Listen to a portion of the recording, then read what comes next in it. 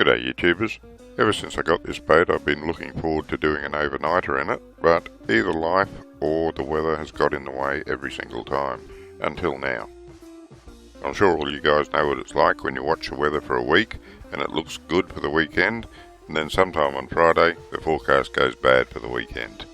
Well, that's what happened here. It was looking good. Friday it started to look a little bit worse, and come Friday night the wind was fluctuating either side of the forecast, and at 8:30 we decided we wouldn't be going. Well, more accurately, I decided we wouldn't be going because this is my wife's first overnighter in a small boat, and I wanted it to be perfect for her so that she'd want to go again. As usual, I woke up about 4 o'clock. First thing I did was to check the weather, even though we weren't going, and wouldn't you know it, it was perfect.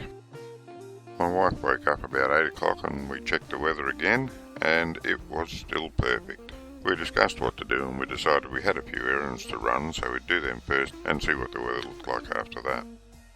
We finished all the errands by 12:30 and I checked the weather again. It had been up to 10 knots, but it dropped back to 7. It looked really good. From the north we changed our plans of where we were going and decided to go for it. Now, because we'd changed our plans the night before, we weren't quite ready. We had to take some time to pack the boat. It also takes us just over an hour, maybe an hour and 5 minutes to drive from home to the ramp. By the time we'd packed the boat and got down to the ramp, it was about 2:20 and the wind had changed. I couldn't believe it when I stepped out of the car and felt the wind. But we'd come this far and my wife didn't want to turn around and go home again, just come back in the morning if the wind did turn out to be okay in the morning, so she decided that we would just persevere. And once we got outside the harbour, it was a real washing machine, and I mean it was bad. It kept me so busy I didn't get the cameras sorted out to get some pictures of it. If you've done any boating, you know what it's like when it's wind against tide in that area between Cleveland and Peel. Nevertheless, my wife does love a feed of sand crabs, so we put the pots in despite the weather, and that was a bit of a challenge. We got them in and we made our way over to Horseshoe Bay, and it was pretty idyllic over there because the wind was from the north. As you can see from the boats in here, we weren't the only people to think so. And because we got off to such a late start, it wasn't all that long before it was time to eat. And as usual, my wife had catered for us very well.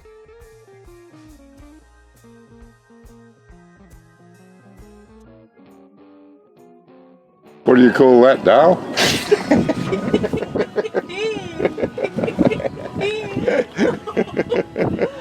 I'm glad I got this. Go with the legs, go with it. Yes, that's good. Yeah, gonna do a good job. We could even have some toast in the morning if we wanted to. Yeah, I bought it. Oh, good. Oh, you are good. And there's nothing like a sunset over the water, viewed from a boat. Doesn't matter whether the sky's full of clouds or not, I always find it's just beautiful. Something about it's just good for the soul.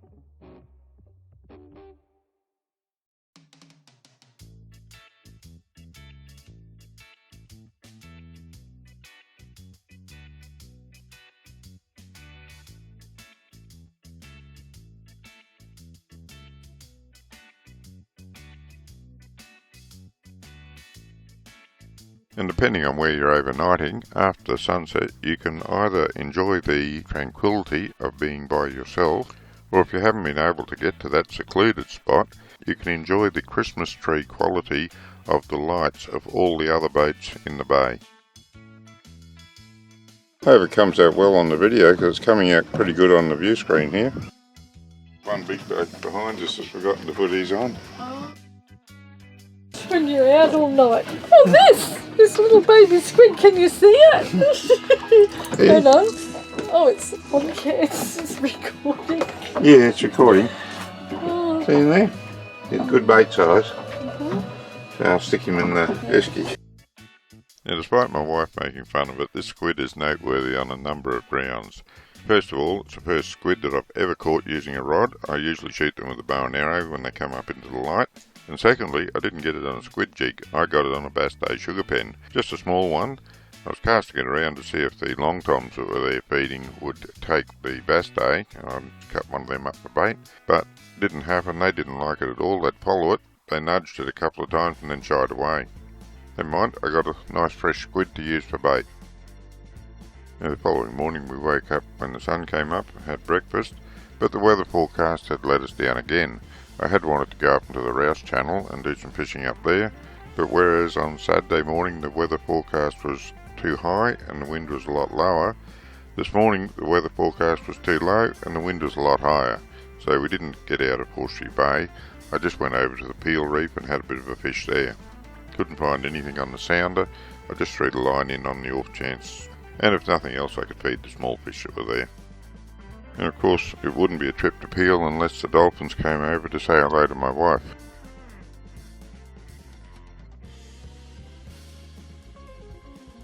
We didn't find any fish on the sounder. There was only small fish biting on the line and the wind was coming up, so we didn't stay too long before we headed back to Cleveland to pick up the crab pots. Well, we got off to a good start when the first crab pot came up. As far as numbers go, we had 8 crabs in it and 1 shark. Now, a shark was a bit of an education for anyone that doesn't know how ghost crabbing happens. The shark looked like it had died last night at some point, and already the crabs had started to eat it. So when the crab pot gets lost and left in there, something gets in it, dies, and then something else comes in to eat it, dies, then something else comes in to eat it, dies, and so on and so forth. So they're quite dangerous. They can get rid of a lot of sea life for no benefit for anyone. Now, of the 8 crabs we pulled up, 2 of them were coral crabs, but they're a bit small to be bothered trying to eat. The rest were sandies, and all of them were jennies. A couple of them were big enough, but being jennies they had to go back, so the ratio of crabs to keepers was very disappointing, 8-0. I'd pulled the first pot up onto the boat before I realised how much mud was attached to it, so I had a bit of cleaning up to do. We turned the camera off after that to go up to the next pot. Somehow, failure of the finger to get it back on again, we missed all the rest of the pots coming up. So I'll just have to tell you about it. The next pot also came up with a shark and 8 crabs in it. Same story, had to throw them all back. Kept the shark, of course, so that's 2 sharks I had for bait already for the next trip. We had another pot that had a shark in it at some point, but he'd either been bigger or far more aggressive because he broke the pot to get out. I got 1 pot to repair. That broken pot had 2 crabs in it when it came up to the top of the water, but I didn't realise it was broken at that stage, and when I lifted it up into the boat, one of them fell out, and he was a decent sized crab too. The other one we kept. It was a buck, and of course it was large enough to keep. I'd like to know how many crabs were in that pot at one stage, because with the big gaping hole that the shark left, it wasn't hard for them to depart whenever they took a notion to. I can't remember exactly how old I was the first time my father took me crabbing, but I would have to have been crabbing for at least 50 years, probably a little bit more than that, certainly a little bit more than that actually.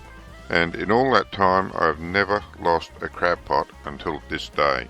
First crab pot I ever lost. Now, none of the crab pots were raided, I'm sure of that. It didn't drift off, I'm also sure of that. I'd say some clown hasn't been keeping a proper lookout. He's run over the rope and cut the rope. The pot's still down there, it's just lost. Now, I've lost a $50 pot and it's still down there catching crabs and killing them and other marine life. I did take 3 passes over the area, looking on the sounder as well to see if I could find it, but I couldn't locate it. I eventually had to give up. So anyway, I'm pretty annoyed about the cost and the damage to the marine environment that's being done just because some clown couldn't keep a lookout when he was driving. Anyway, there's nothing I can do about that. Out of the 7 pots that we did pull up, we got 46 crabs and 2 sharks, and out of those 46 crabs that we got, we had 3 keepers. I have to say that was a pretty disappointing ratio. There's certainly no shortage of crabs there, just a shortage of male crabs that were big enough. And the majority of what I pulled up was female. There were a few small males, but as I say, mostly females. Now, I guess you'd have to say that that's pretty encouraging that there's a lot of breeding females around for next season. It's also an indication, I guess, that most people are doing the right thing and putting the females back and just taking the male crabs. Doesn't help me get any more crabs today, but it's good for next season. Even though the wind had come up in the morning, you notice it wasn't too bad when we were picking the crab pots up because the wind was going with the tide Whereas yesterday when we dropped the pots it was going against the tide, and gee, that was choppy. Anyway, that's it for the first overnight trip in this boat. I really enjoyed it and I'm looking forward to the next one. My wife didn't sleep too well, but she's buying a topper for the mattress so she's more comfortable next time, so she's going again, and that's great. Hope you enjoyed the video. If you'd like to see more of my videos, you can go to my YouTube channel. Until next time, good fishing.